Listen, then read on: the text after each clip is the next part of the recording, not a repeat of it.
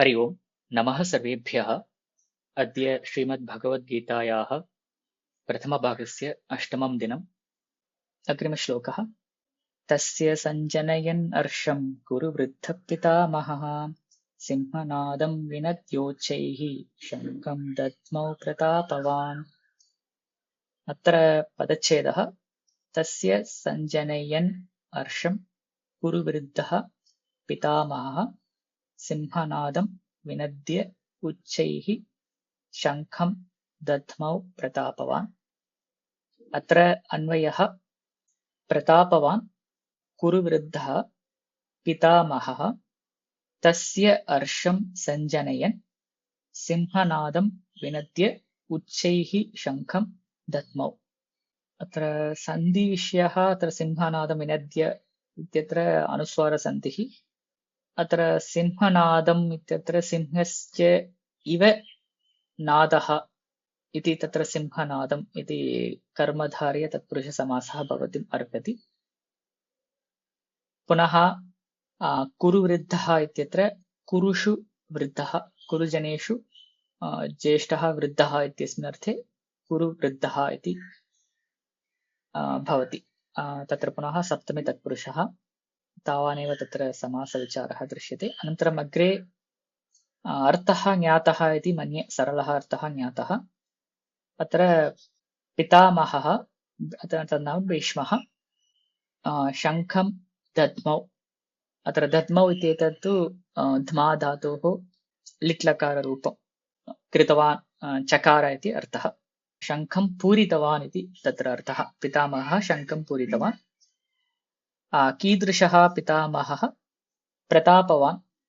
प्रतापः तत्र पुनः मतु प्रत्ययः। प्रतापः अस्य वा अस्मिन् वा अस्ति इति प्रतापवान्। सो प्रतापवान् पितामहः। अनन्तरं कुरुवृद्धः इत्यपि उच्यते। कुरुषु वृद्धः, सः एव ज्येष्ठः वर्तते वंशे इति भावः तत्र। एतादृशः पितामहः भीष्मः शङ्खं पूरितवान् इति अर्थः। पुनः किं कृत्वा, कथं करोति? सिंहनादम् उच्चैः अथवा उच्चैः इत्येतत्तु उभयत्रापि सङ्गच्छते। सिंहनादं विनद्य शङ्खं पूरितवान्। सिंहनादं करोति, अत्र गर्जनं करोति इति अर्थः तत्र।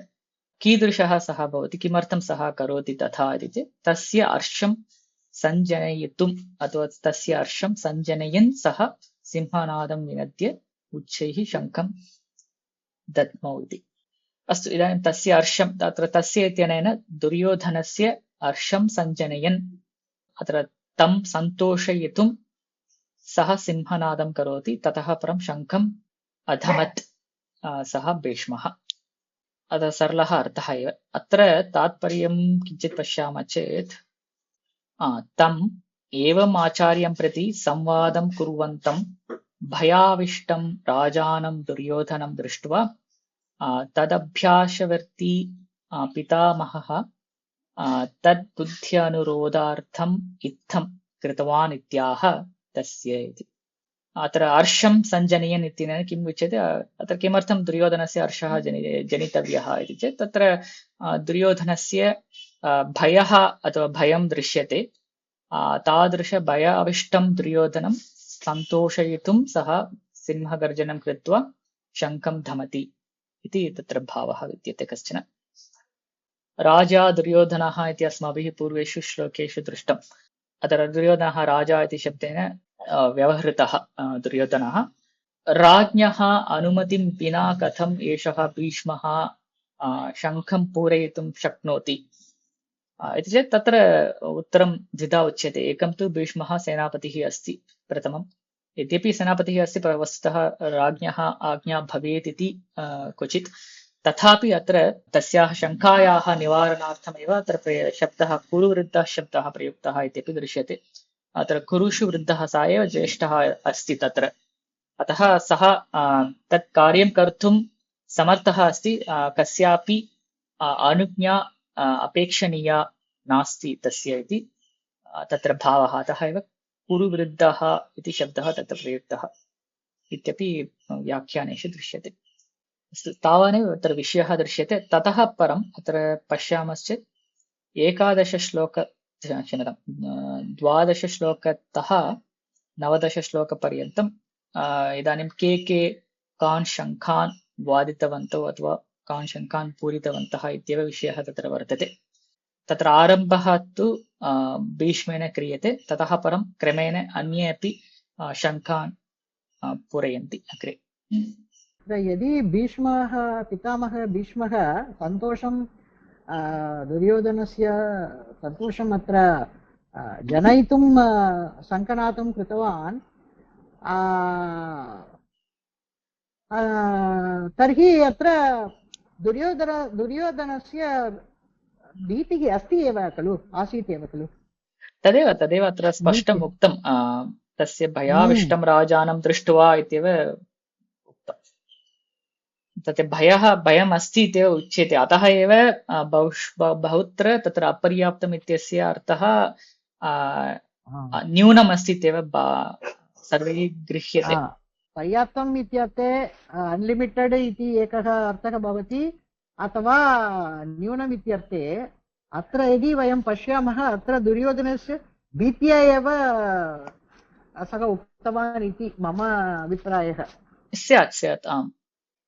अत्र केचन किं वदन्ति, अत्र आरम्भश्लोकं पश्यामश्चेत् अत्र 7मश्लोकं पश्यामः, अस्माकं तु विशिष्टा ये तानि बोध द्विजोत्तम इत्यत्र अस्माकं पक्षे विशिष्टाः सन्ति इत्यत्र गर्वेण सः वदति, अतः सः पक्षः स्वीकृतः कैश्चित्.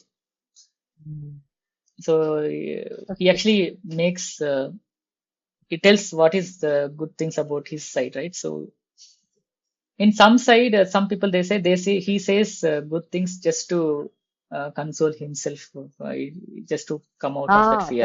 तदेव महोदय तथापि उच्यते. अत्र तन्निमित्तमेव तु शब्दः प्रयुक्तः इत्यपि मया उक्तं खलु पूर्वं. अत्र भयं तु अत्र सः न प्रदर्शयति. आम् सत्यम्.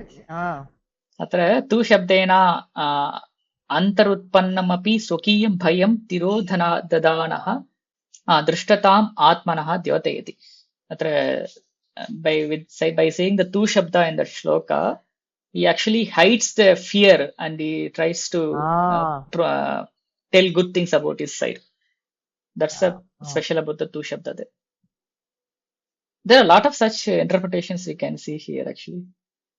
अत्र असमापकक्रिया अस्ति किल, सिंहनादं विनद्य अनन्तरं सः शङ्खं प्रदत्तवान् इति. अत्र सिंहनादं विनद्य इत्युक्ते अत्र मुखेन सः गर्जितवान् वा सिंहम् एव? आम्. एवं तथा शब्दं करोति खलु तादृशम्.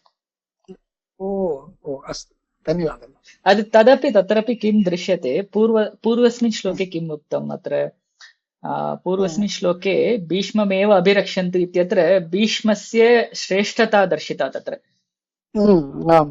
अतः सः गर्वेण सिंहनादं करोति इत्यपि वदति. उत्साहं प्राप्तवान्. प्रायशः स्यात् तथापि. अत्र अन्वयः सम्यक् भवति. धन्यवादः. अस्तु. एतावत् पर्यन्तं सः भयेन किमपि वदन् अस्ति इति तद् स्थगयितुं सः भीष्मः एतादृशं सिंहनादं कृत्वा शङ्खं पूरितवान् इत्यपि क्वचित् मया दृश्यते.